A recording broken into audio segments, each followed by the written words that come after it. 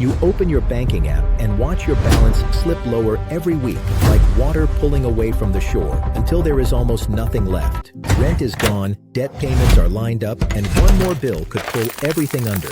If you earn a small or middle income and you keep thinking, how do I stop debt from dragging me down when my paycheck is already tight? This video is for you. We are going to walk through 3 clear steps to move from those debt waves into real safety.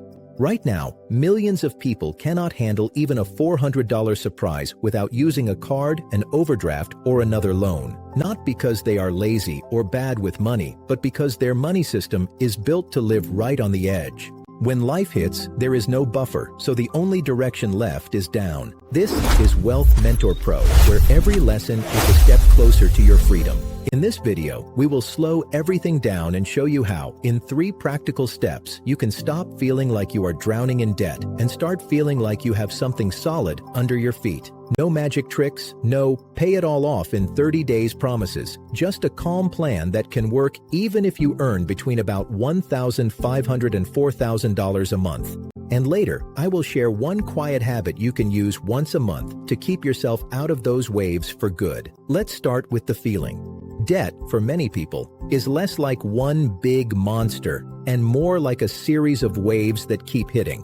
A card payment here, a buy now pay later there, a loan payment in the middle of the month. Each one on its own might be manageable. Together, they knock you off balance. Take someone bringing home $2,300 a month. Rent might be $950, basic bills another $350. That leaves $1,000. Out of that, $250 goes to one credit card, $120 to another, and $80 to a personal loan. Suddenly there is far less for food, transport, and everything else.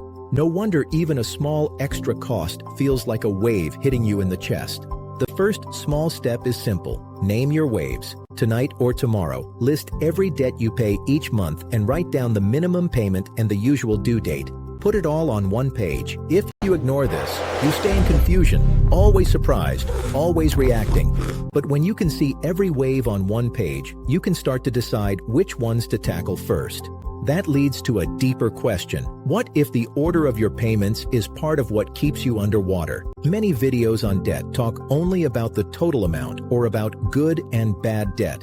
That can be useful, but if your real problem is that 3 big payments are hitting in the same week, theory does not help you breathe. You need a month that feels different, not just a clever phrase. So let's focus on your calendar. Look at the next 30 days. If 3 or 4 payments are bunched into the first week, the rest of the month becomes a long, slow slide. You might feel fine on day 3 and desperate by day 20. Your next small step is to spread the hits. Where you can, call or log in and see if your lenders allow you to move due dates closer to payday or away from each other. You do not have to fix everything at once. Even moving one payment can turn one impossible week into 2 difficult but manageable weeks. If you do nothing, every month repeats the same pattern and your brain keeps saying, I guess this is just my life. The second big problem is that many people are trying to swim in deep water with no float at all. Every time you manage to pay a little extra to debt, the next surprise bill wipes it out, and it feels like you are back at the bottom. After a while, you stop trying. Imagine you earn $1,800. After rent and basic bills, you might have $700 left. If you throw every spare dollar at debt but keep nothing aside, the first emergency sends you straight back to the card. It feels like running on a treadmill, lots of effort, no real movement. Here is a different way to think about it. Before you try to swim faster, you build a small float. In money terms, that float is a tiny safety buffer, maybe $200 or $300 at first, that sits between you and your debts.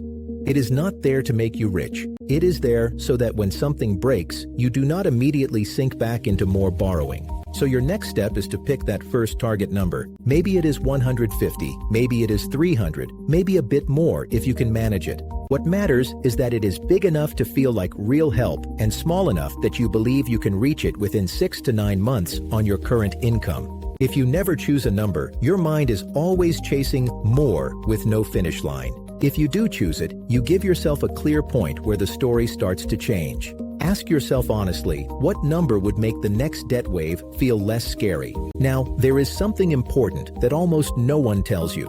Getting out of those debt waves is less about fighting every single bill and more about changing the pattern of how your money moves through the month. And that pattern can be changed in 3 clear steps. Let's turn everything we've talked about into 3 simple rules you can start using right away. Rule 1. Pay in the right order, on purpose. The order is essentials first, then minimum debt payments, then safety, then everything else. Essentials are the things that keep your life stable: rent or mortgage, basic utilities, food you cook at home, transport to work.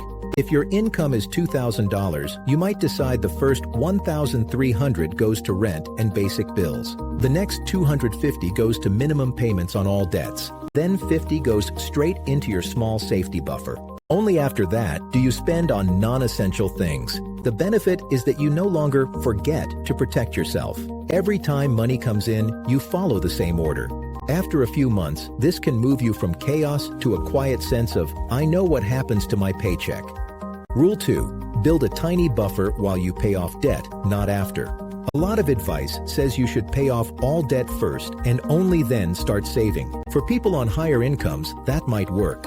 But if you are living close to the edge, this all-or-nothing approach keeps you exposed. Without any buffer, every broken tire or medical bill sends you back to the card, and your progress disappears. Instead, even while you are paying down debt, choose a small, fixed amount to send to your buffer every month. It might be $20 from each paycheck. On a $2,400 income, that could mean $40 a month. In 6 months, that is $240. It is not huge, but it is enough to cover some smaller shocks without new debt. The benefit is psychological as much as financial. You are no longer someone who always hits zero. You are someone who always keeps something aside, even if it is small. That shift in how you see yourself makes it easier to say no to the next impulse purchase that would drag you back under. If you feel like sharing, I would love to hear in the comments, what would a realistic first buffer number be for you, given your income and your debts right now? Rule 3. Automate your system so willpower is not doing all the work. Relying on motivation alone is like trying to hold back waves with your hands. It feels powerful for a moment, and then you are exhausted. Instead, use the tools you already have. If you get paid on the 1st and the 15th, you can set up 3 automatic transfers each time. One for essentials, one that covers the minimum on all debts, and one that sends a fixed amount to your safety buffer.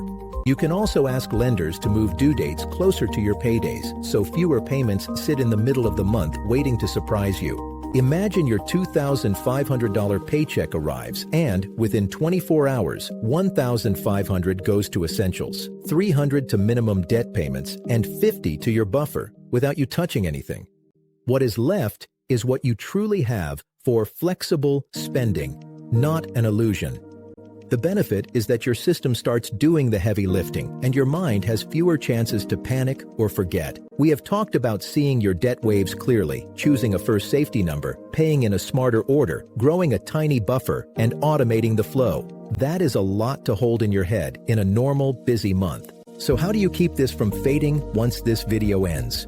Here is the quiet habit I promised you at the start. Once a month, on or just after payday, take 1 minute to check 3 things. Open your banking app, look at the list of debts you wrote down, and ask yourself, did my money go out in the order I chose? Did my buffer grow, even by a small amount? And did my system do most of the work, or did I rely on last-minute scrambles again? That 1-minute check-in is like standing on the shore and looking at the water instead of just feeling the waves hit you. If the answers are no right now, that is not failure. It is information. You adjust the amount, tweak the dates, and try again next month. If the answers become yes more often over time, you will notice something interesting. The debt might still be there for a while. Your income might not have changed yet, but you will feel less like someone being dragged under and more like someone steering the boat. Everything you have heard here is for education, not personal financial advice. Your life, your health, your family, and your values will always matter more than any rule in a video. Take what fits, leave what does not, and move at a pace that is honest for you. If this helped you feel even a little less alone with your money, it would mean a lot if you liked the video and subscribed for more calm, practical guidance.